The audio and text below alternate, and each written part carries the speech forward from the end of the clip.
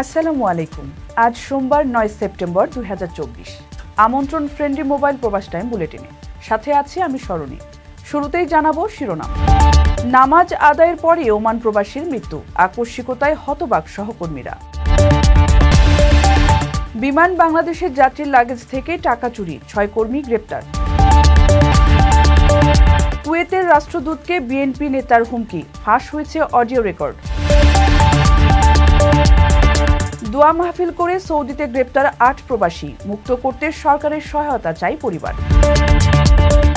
Drain খননের সময়ে ভূমিধস, মালয়েশিয়ায় 2 বাংলাদেশি শ্রমিকের মৃত্যু। দর্শক দেখছিলেন শিরোনাম, এবারে বিস্তারিত। ওমানের সেরা রেট দিচ্ছে বাংলাদেশি প্রতিষ্ঠান গালফ এক্সচেঞ্জ। প্রিয়জনকে টাকা পাঠাতে আজই আসুন আমাদের যে কোনো ব্রাঞ্চে অথবা কল করুন স্ক্রিনে দেয়া নাম্বারে। গালফ এক্সচেঞ্জ, বাংলাদেশিদের প্রিয় এক্সচেঞ্জ। ওমানে মাগরিবের নামাজ আদায়ের পর মোহাম্মদ মোস্তফা নামে এক প্রবাসীর আকস্মিক মৃত্যুর খবর পাওয়া গেছে। রোববার সন্ধ্যায় সুর এলাকায় তার মৃত্যু হয়। মোস্তফার বাড়ি চাঁদপুর সদর উপজেলার দেবপুর এলাকায়। বর্তমানে তার মরদেহ সুরের একটি মর্গে রাখা আছে। ওমান প্রতিনিধি হাশেম চৌধুরী জানিয়েছেন, নামাজ শেষে মসজিদ থেকে বের হলে মোস্তফা বুকে ব্যথা অনুভব করে। এক পর্যায়ে রাস্তায় বসে পড়েন। সেখান থেকে সুর সেন্ট্রাল হাসপাতালে নেওয়ার পথে গাড়িতে মৃত্যু হয় তার। আমি এদিকে স্থানীয় ঠিকাদার মিজানের কাছ থেকে যা জানলাম, মৃত মোস্তফা ব্যাপারী 32 বছর ধরে ওমানে আছেন এবং বিল্ডিং কনস্ট্রাকশনের কাজে জড়িত। কিন্তু শেষ 10 বছর 2014 পরে শেষ 10 বছর সে দেশে যেতে পারে নাই।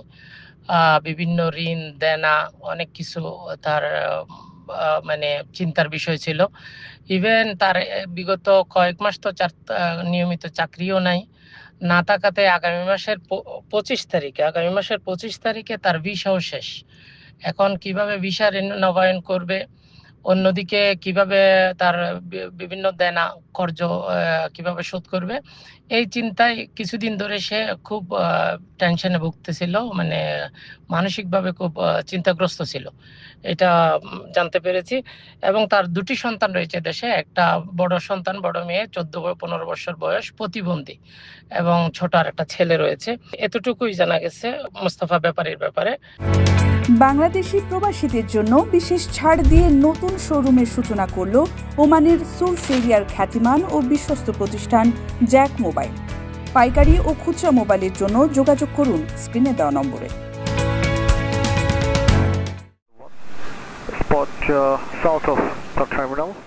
একজন চেন্নাইগামী যাত্রীর চেকড লাগেজ থেকে 6,800 ইউরো চুরির ঘটনায় বিমান বাংলাদেশ এয়ারলাইন্সের 6 জনকে অভিযুক্ত হিসেবে চিহ্নিত করা হয়েছে।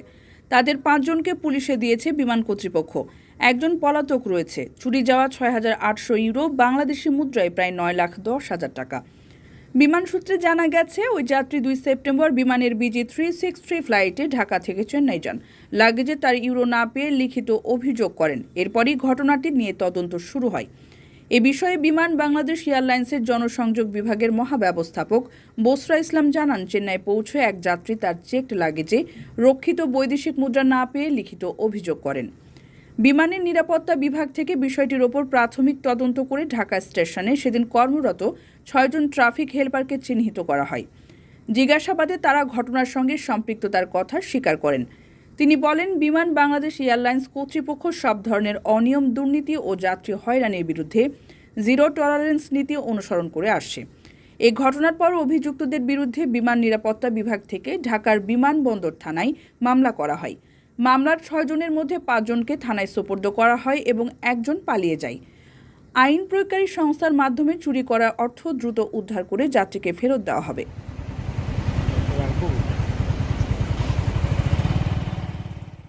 কারো কাছে স্বপ্ন পূরণ, কারো আনন্দের উপলক্ষ, আবার কারো জীবন পাল্টে দেওয়ার মুহূর্ত, কখনো জীবন বাঁচাতে সর্বোচ্চ গতিতে উড়ে চলা, কারো আবেগের শেষ মুহূর্ত, আপনজনের শেষ বিদায়ে শামিল হওয়া, এমন সব ইচ্ছে পূরণে সর্বনিম্ন ভাড়ায় দ্রুত গতির বাহন প্রবাসীর হেলিকপ্টার। আপনার প্রয়োজনে যোগাযোগ করুন আমাদের হটলাইনে। এই দূতাবাসের রাষ্ট্রদূতকে এখান থেকে বাংলাদেশে পাঠাবো এবং মনিরুজ্জামান যে আছে এখন দূতালয়ের প্রধান রাজনৈতিক সচিব, তাকেও কুয়েত থেকে বিতাড়িত করবো ইনশাআল্লাহ, এটা আমার ওয়াদা। কুয়েতে নবনিযুক্ত রাষ্ট্রদূত মেজর জেনারেল সৈয়দ তারেক হোসেন ও রাজনৈতিক কাউন্সিলর মনিরুজ্জামানকে বিতাড়িত করার হুমকি দিয়েছেন বিএনপির কুয়েত শাখার এক কথিত নেতা। আলামিন সরকার নামে ওই নেতার সেই হুমকির একটি অডিও রেকর্ড সামাজিক যোগাযোগ মাধ্যমে ভাইরাল হয়েছে। ভাইরাল অডিওতে তিনি নিজেকে রাজনৈতিক নেতার পাশাপাশি সংবাদকর্মী হিসেবে পরিচয় দেন এবং দূতাবাসে তার অসীম প্রভাব রয়েছে বলেও জানান। তো মুখে বড় বড় কথা যারা বলে তারা তো কাজ করে না। উনার কথা যেদিন আমি শুনছি উনি কাজ করতেছে ওই দিন আমি চুপ হয়ে গেছি।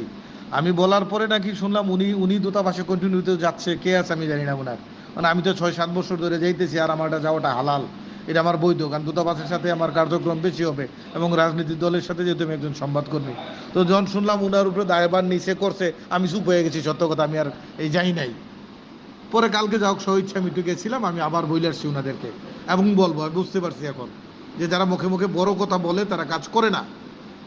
হ্যাঁ, তো আমি ইনশাল্লাহ করে দেখাবো। এই দূতাবাসের রাষ্ট্রদূতকে এখান থেকে বাংলাদেশে পাঠাবো এবং মনিরুজ্জামান যে আছে এখন দূতালয়ের প্রধান রাজনৈতিক সচিব তাকেও কুয়েত থেকে বিতাড়িত করবো ইনশাআল্লাহ, এটা আমার কথা ইনশাআল্লাহ, কারণ আমি বলি কম করি বেশি। অভিযোগ রয়েছে আলামিন প্রায়ই এ ধরনের উগ্র আচরণ করেন। কথা আপনার পেশানে আপনি মুখে বলেন, কিন্তু আপনি আলামিন রানার মতো কলজা ফাইটটা মরেন। আপনি কোন বালের চ্যাটের সাংবাদিক হয়ে গেছেন আমি জানি না। এই যে 2-4 কলম লেখে আমরা বা লেখছি, লিখতে পারি, ভবিষ্যতে লিখবো। আপনি কোনো সাংবাদিকতার উপরে লেখাপড়া করে আইছেন না, এত ব্যাটাগিরি করেন না, বড় বড় কথা কুয়েতে কোনো আমার সামনে করেন না। খোঁজ নিয়ে জানা গেছে কুয়েত তাঁতি দলের সভাপতি হয়েও আওয়ামী লীগ নেতাকর্মীদের সাথে সখ্যতা গড়েছেন আলামিন। আওয়ামী নেতাকর্মীদের সঙ্গে তার সেই ঘনিষ্ঠতার প্রমাণ মেলে একাধিক ভিডিওতে।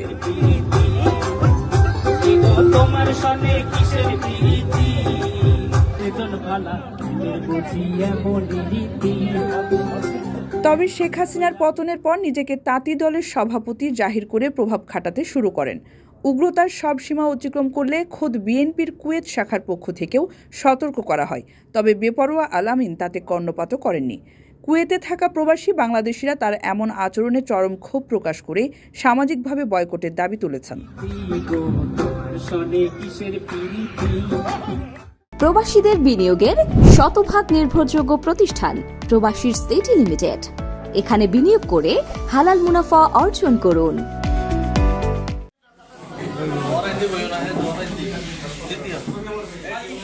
সৌদি আরবে আটক 8 প্রবাসী বাংলাদেশিকে মুক্ত করতে সরকারের হস্তক্ষেপ কামনা করেছে ভুক্তভোগীদের পরিবার। ঢাকা রিপোর্টার্স ইউনিটিতে আয়োজিত এক সংবাদ সম্মেলনে ভুক্তভোগী পরিবারের সদস্য মোহাম্মদ নুরুল কবির বলেন, গত 5 আগস্ট ছাত্র জনতার আন্দোলনে স্বৈরাচার সরকারের পতন হয়। এই আন্দোলনে দেশের সর্বস্তরের মানুষের মতো প্রবাসী বাংলাদেশিদেরও অকুণ্ঠ সমর্থন ছিল। সেই ধারাবাহিকতায় সৌদি আরবের মাহাইলে আন্দোলনে নিহত শহীদদের স্মরণে দোয়া মাহফিল ও আলোচনা সভার আয়োজন করা হয়।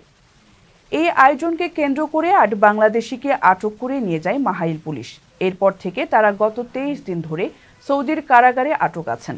পরিবারের উপার্জনক্ষম ব্যক্তিদের আটকের কারণে তাদের পরিবারও অসহায় দিন যাপন করছে। নুরুল বলেন, আটক প্রবাসীদের মুক্তির জন্য কর্তৃপক্ষের সঙ্গে পরিবার ও আত্মীয় স্বজনরা বিভিন্নভাবে যোগাযোগ করে, তবে বাংলাদেশ সরকারের প্রচেষ্টা ছাড়া আটকদের মুক্তি সম্ভব নয়। যদি সরকার এ বিষয়ে ভূমিকা পালন করে তবে আটক প্রবাসীরা মুক্তি পেতে পারেন।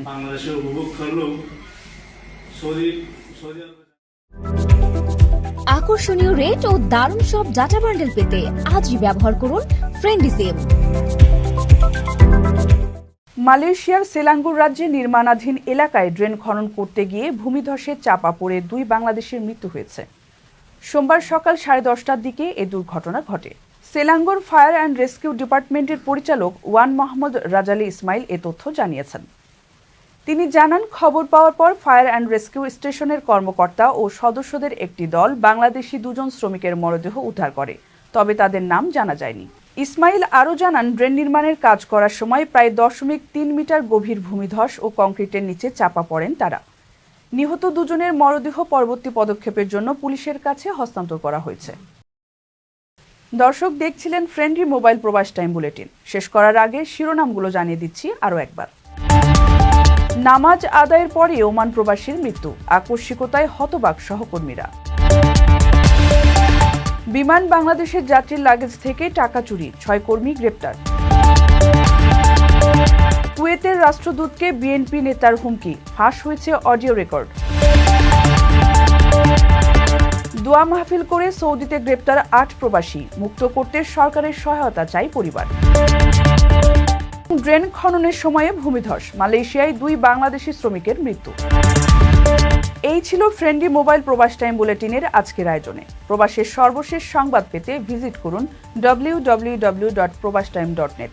সাবস্ক্রাইব করুন আমাদের ইউটিউব চ্যানেল এবং চোখ রাখুন ফেসবুক পেজে। পরবর্তী বুলেটিন দেখার আমন্ত্রণ জানিয়ে আজকের মতো বিদায় নিচ্ছি আমি সরণী। সেই পর্যন্ত সবাই ভালো থাকবেন এবং নিরাপদে থাকবেন।